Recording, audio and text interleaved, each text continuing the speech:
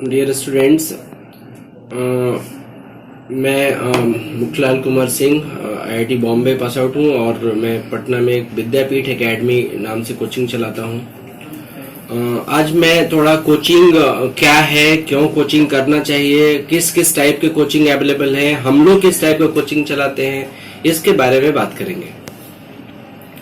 तो शुरुआत कुछ इस तरीके से हुई कि मैं 2002 बैच का मेरा आईआईटी में सिलेक्शन हुआ था और 2001 में मैं पढ़ने गया था कोचिंग में, और कोचिंग को मैं तब से जानता हूँ, 2001 से जानता हूँ। और उसके बाद फिर पास आउट होने के बाद कई लगभग 10-11 साल से मैं पढ़ा भी रहा हूँ।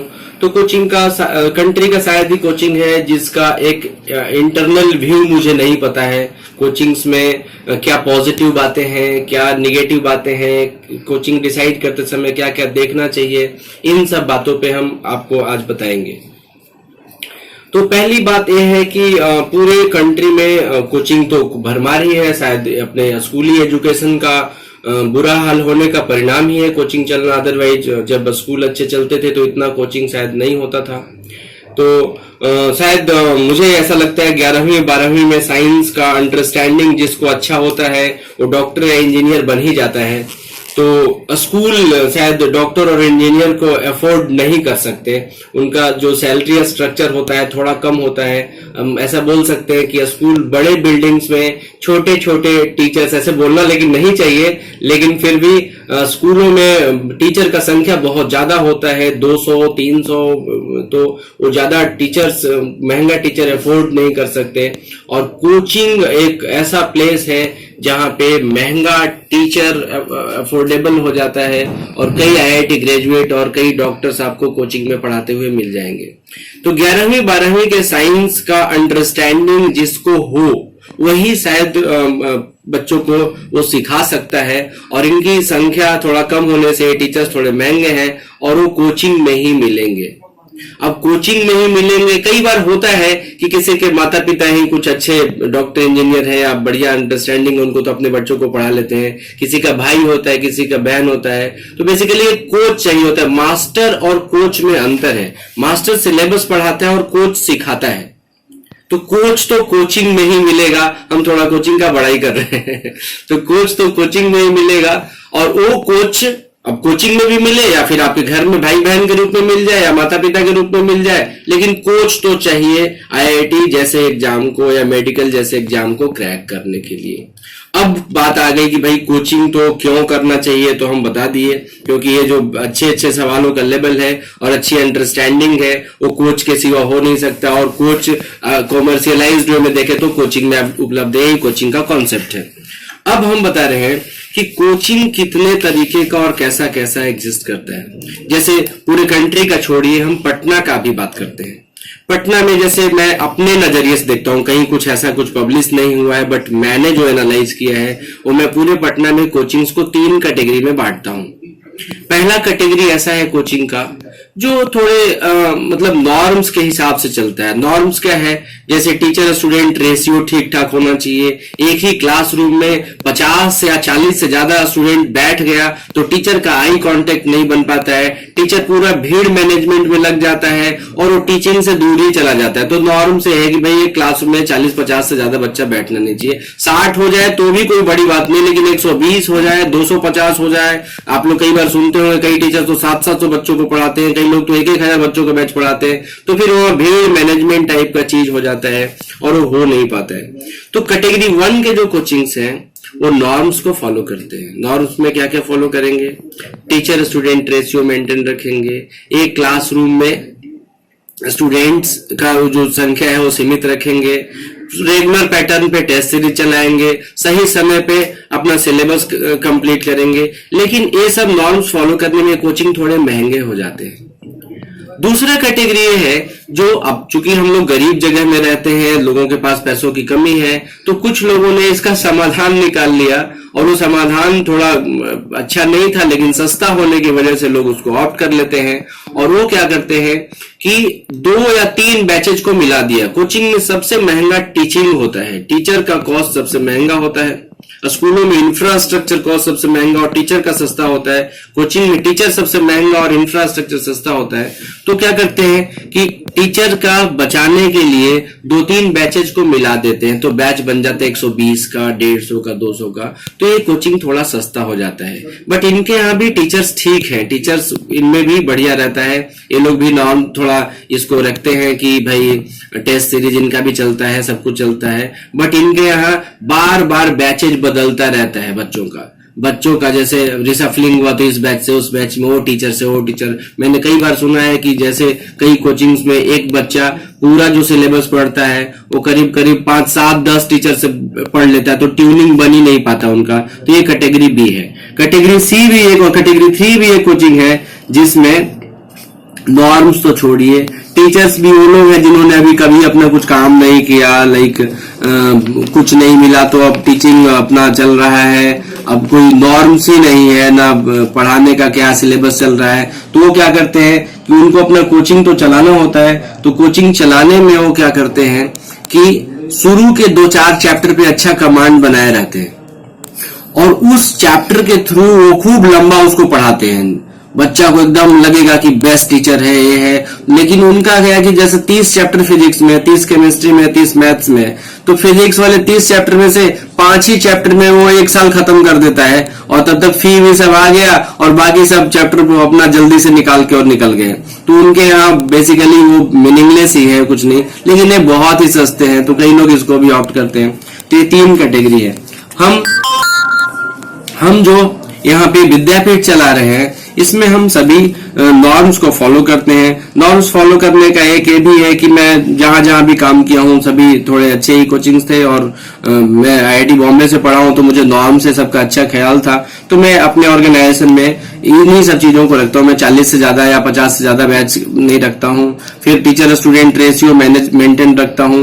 बिल्कुल प्रॉपर टाइम पे सिलेबस होना चाहिए, टाइम पे उनका डाउट क्लियर होना चाहिए। वैसे जनरली होता है कि जो बहुत अच्छे टीचर से अगर पढ़ा दे तो डाउट रहता ही नहीं है, तो फिर भी किसी का रह जाए तो उसका हम लोग करते हैं।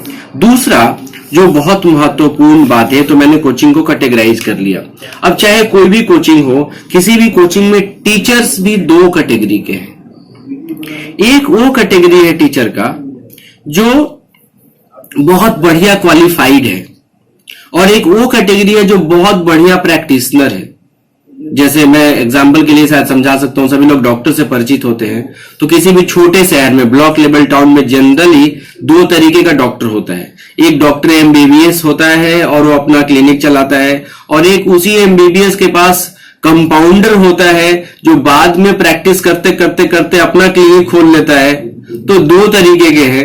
अब दोनों में ऐसा नहीं कि वो सर्दी बुखार की दवाई वो कंपाउंडर नहीं कर सकता, लेकिन थोड़ा सैद्धांतिक तरीके पे वो MBBS डॉक्टर थोड़ा प्योर होता है और कई अब्रप्ट चीजें आप उस कंपाउंडर टाइप के डॉक्टर से एक्सपेक्ट कर सकते हैं। तो यही होता है टीचिंग में भी। जो लोग अच्छे ग्रेजुएट्स हैं, जो अच्छे ग्रेजुएट्स मैं उनको बोल रहा हूं जो 11वीं 12वीं में अच्छे थे पढ़ाई में, IIT से ग्रेजुएट हुए, NIT से ग्रेजुएट हुए, टेक्निकल ग्रेजुएट हम उनको बोल रहे हैं। ऐसा नहीं कि जो नॉन टेक्निकल ग्रेजुएट है सभी बेकार है, उनमें से कई लोग बहुत अच्छे होते हैं, लेकिन जो टेक्निकल ग्रेजुएट है ना, उनका ऐसे होता है कि टेक्निकल ग्रेजुएट में 100 में से 80-90% लोग बहुत अच्छे होंगे और नॉन टेक्निकल ग्रेजुएट में से 10-20% बहुत अच्छे होंगे, बाकी 80% ऐसे बेकार होता है।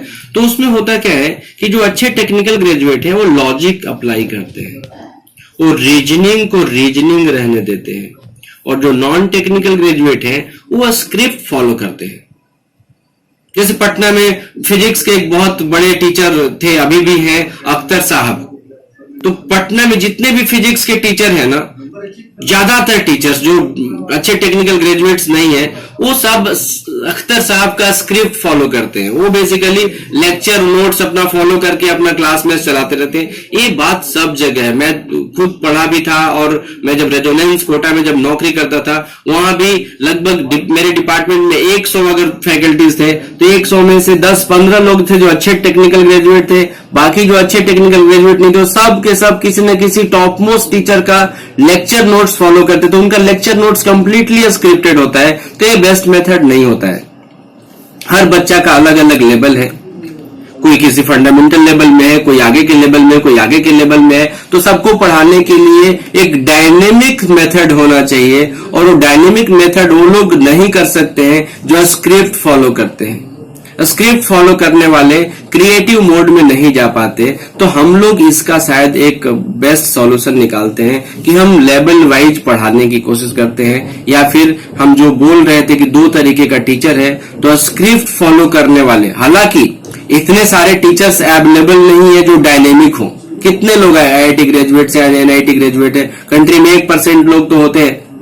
अब 1% लोग सबके लिए तो अवेलेबल है। स्टूडेंट तो 15 लाख है। 15 लाख का स्टूडेंट के लिए अगर हम 1:100 भी टीचर स्टूडेंट रेशियो रखे तो कितना स्टूडेंट होना चाहिए? 15,000 टीचर्स होने चाहिए। 15,000 आईआईटी ग्रेजुएट टीचर्स तो कंट्री में नहीं है, तो सबको उपलब्ध नहीं हो पाता है। हम लोग उसमें है, हम लोग अवेलेबल कराते हैं। हम लोग अभी जो मेरा टीम है 15 फैकल्टीज का टीम है, जिसमें से हम लोग 7 आईआईटी ग्रेजुएट है, और ये 7 आईआईटी ग्रेजुएट्स को हम अफोर्ड नहीं कर सकते थे उनको सैलरी बेसिस पे बुला के, बट ऐसा संजोग बनता गया। हम भी आईआईटी बॉम्बे ग्रेजुएट थे, कई मेरे दोस्त, कई मेरे जूनियर जो बिहार के, कई का अपना कुछ फैमिली प्रॉब्लम होता है, कुछ होता है, हम उनसे कनेक्टेड होते हैं। तो कोई मेरा स्टूडेंट भी है तो कुछ भी है। अब तो मेरे स्टूडेंट्स भी बड़े हो गए हैं। 2008 में जो पढ़ाए थे जिनको, वो 2012 के पास आउट है, वो भी कई लोग ज्वाइन कर लेते हैं। तो ऐसे करके हम लोग का बनते बनते 7 लोगों का एक आईआईटीएंस का टीम बन गया है। तो हम लोग डायनेमिक मोड में रहते हैं। स्टूडेंट को कई लेवल में पढ़ाते हैं, लेवल 1, लेवल 2, लेवल 3। जो लेवल, जैसे कोई गेम खेल रहा हो बच्चा, तो लेवल 1 क्रॉस किए बिना लेवल 2 में नहीं जा सकते, लेवल 2 क्रॉस किए लेवल 3 में नहीं जा सकते। तो इस तरीके का एक टीचर का है। तो मैं शायद सावधान करना चाहता हूं कि स्क्रिप्टेड मोड में रहने वाले टीचर्स, शायद जो हम इंफॉर्मेशन लेवल की बात करते थे, इंफॉर्मेशन डिलीवर कर पाते हैं, एप्लीकेशन और इमेजिनेशन में नहीं जा पाते हैं। तीसरा पॉइंट हम जो डिस्कस करेंगे कि आईआईटी का तैयारी मैं करूं तो मैं कोटा जाऊं क्या? कई तो हैदराबाद जाते हैं, कई तो दिल्ली जाते हैं, कई तो यहां जाते हैं, कई तो वहां जाते हैं, और कई बार पता चलता है कोई कहीं नहीं गया, अपने होम टाउन में रह के और खूब बढ़िया पास हो गया। और कई लोगों का क्या होता है, आजकल तो जैसे एक टाइम था जब लोग जाते थे कोटा, कंट्री में तो ऐसा माहौल नहीं था, टेक्निकल ग्रेजुएट्स कोचिंग में नहीं आते, कोचिंग एक इंडस्ट्री नहीं बना था। अब कोचिंग एक इंडस्ट्री बन गया है। आईआईटी ग्रेजुएट्स खूब इधर भी आते हैं। पहले कोई आईआईटी ग्रेजुएट पढ़ाता नहीं था, पहले सभी के सभी यूनिवर्सिटी प्रोफेसर्स पढ़ाते थे, तो टीचरों की संख्या कम होती थी।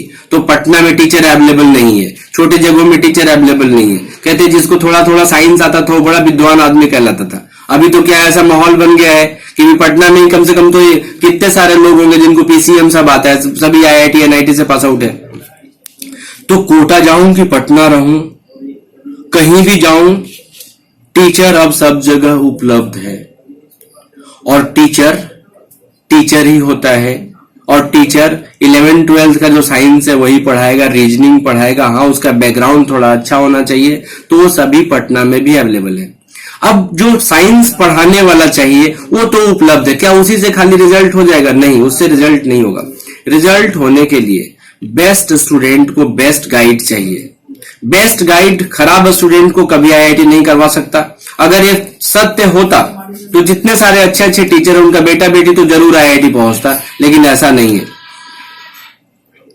जितने भी स्टूडेंट जो बेस्ट है उनको अगर बेस्ट गाइडेंस मिला तो अभी वो सेलेक्ट हो जाएंगे। कई बार होता है बेस्ट स्टूडेंट को टीचर ही नहीं मिला, तो कुछ बताने वाला नहीं मिला तो सीख ही नहीं पाता, सीख नहीं पाएगा तो सिलेक्शन नहीं होगा।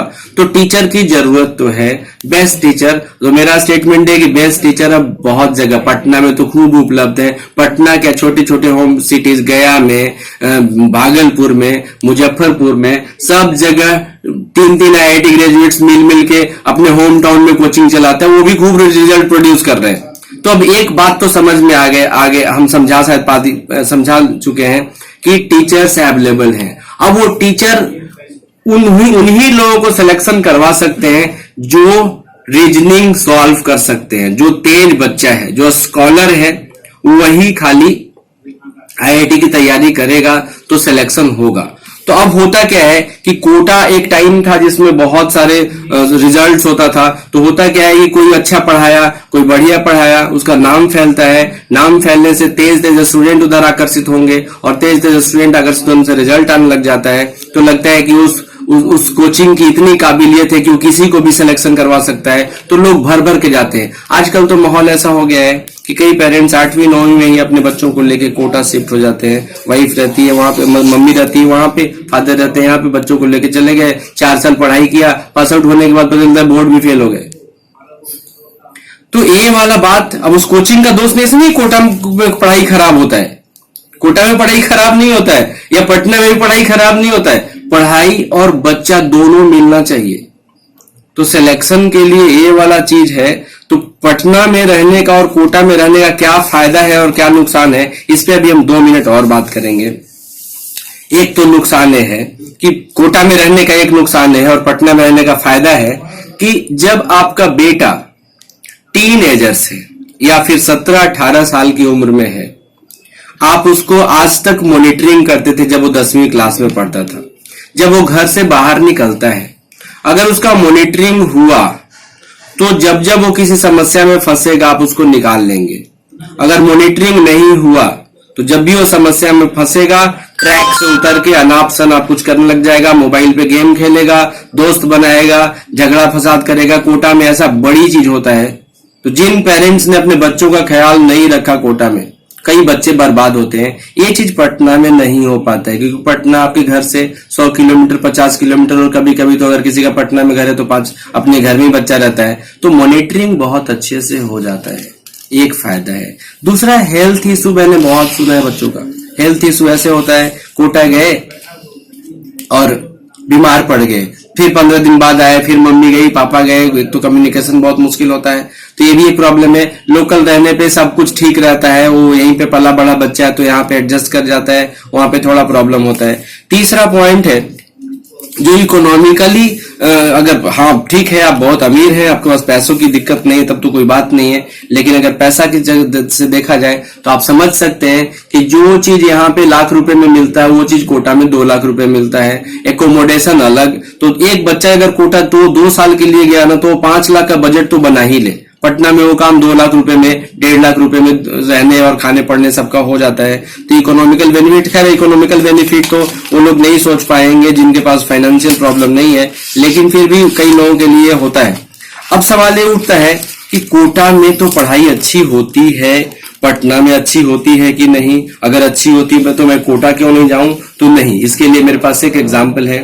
11वीं 12वीं का साइंस जानने वाले लोगों का संख्या खूब है। मैं भी आईआईटी बॉम्बे से पढ़ा हुआ हूँ, 10 साल से पढ़ा रहा हूँ। केमिस्ट्री का कौन सा चीज है जो मुझे याद नहीं है? आज अगर पेपर होता है आईआईटी का तो पटना में बहुत सारे कोचिंग है। इनफैक्ट हम लोग या कोई भी वो तुरंत ही, वो अभी एग्जाम होगा और 1 घंटे के अंदर उसका सॉल्यूशन पब्लिश कौन सा कोचिंग नहीं करता है?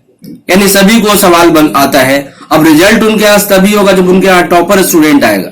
एक बार मेरे पास एक स्टूडेंट आया था 2016 में, पटना से एक रैंक आया था 33 रैंक। वो स्टूडेंट जब 10वीं पास किया था, 2014 की बात है, उसके फादर मेरे पास आए कि मैं कोटा भेजूं, पटना रखूं, क्या करूं? हम बोले पटना रखेंगे तो आप बढ़िया इसको मॉनिटर करेंगे, हम भी इसका जितना पढ़ाई लिखाई का सब है सब उपलब्ध करा देंगे। और वो लड़का सिलेक्ट हुआ, यहीं पे रहा, 33 रैंक लेके आया, और उस साल का कोटा का बेस्ट रैंक 35 आया था। और मुझे इस बात का पूरा उम्मीद है कि अगर वो कोटा गया होता ना तो 33 रैंक तो कभी नहीं लाता, क्योंकि यहाँ पे उसको माता पिता का सपोर्ट, हम भी एक टीचर मिल गए थे उसको जो उसके फादर के दोस्त थे। अब दोस्ती मतलब किसी भी तरीके से उसके लाइफ में कुछ भी प्रॉब्लम हो तो तुरंत ही उसको आंसर करने वाले कई लोग अवेलेबल थे। ये चीज उसका वहां पे नहीं हो पाता। तो लोकल लेवल पे तो अंतिम पॉइंट हमें बोल रहे हैं कि 11th-12th का साइंस कुछ इतना बड़ा नहीं है जिसको पढ़ाने वाले लोग पटना में उपलब्ध नहीं है। और एक बात तो और है कि पटना में ज्यादातर टीचर वही उपलब्ध है जो कोटा जैसे ऑर्गेनाइजेशंस को के हेड पोजीशन तक लीड कर चुके हैं और वो अपने होम टाउन पटना में शिफ्ट हो चुके हैं। तो यहाँ भी खूब अवेलेबिलिटी है।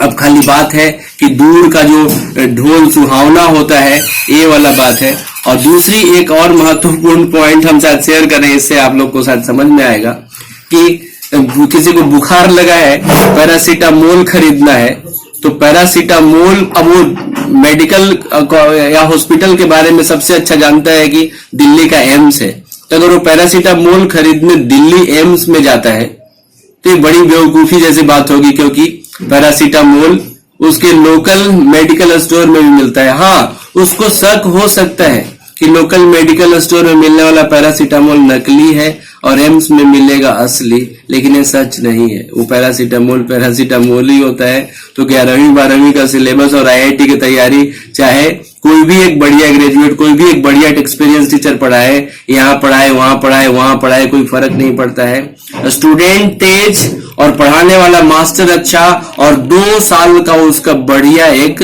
आदत उस बच्चे का, यही सफल होने का मूल मंत्र है। इसके सिवा कुछ भी नहीं है। Thank you. अगर आपको हमारा वीडियो पसंद आया हो तो इसे लाइक करें, सब्सक्राइब करें और बेल आइकन दबाना ना भूलें।